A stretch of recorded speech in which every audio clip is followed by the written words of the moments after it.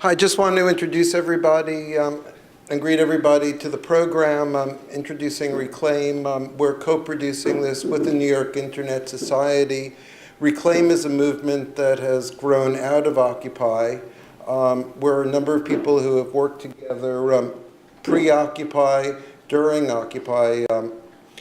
During the occupation, people within our group were involved in creating the open source work group, the Tech Op work group, and the Occupy Earth Summit work group. And now 2 years later, we've continued working together and have been trying to distill everything that we learned through Occupy and move the agenda forward.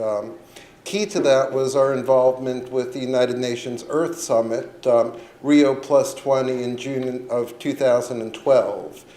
We sent representatives to Rio. We were recognized by the UN and presented the United Nations with a document called the Open Source Imperative.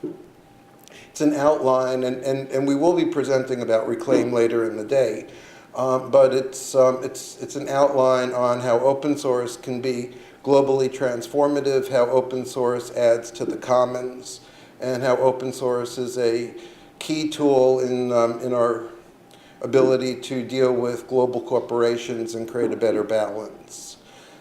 So this is the soft launch of Reclaim. Reclaim will be formally launching this summer during the Honor Two-Row Wampum campaign. This will be the second time Two-Row happens, and it's a celebration of the treaties that were crafted with the indigenous, with the American Indians, and that happens August 1st. Last year, a couple of hundred people rode down the Hudson from Kingston to Wall Street, and there was a festival.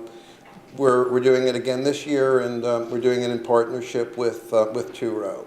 So more about Reclaim later, and thank you all for coming. We have a long day ahead of us. We have lots of speakers. It's very early in the day, so I'm sure people will continue drifting in during the day.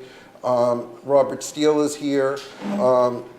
Robert is the author of Open Source Everything Manifesto, and has a very deep agenda that he's been working on for the last 15, 20 years that's highly relevant to what's going on today with the internet, the FCC, and broader issues.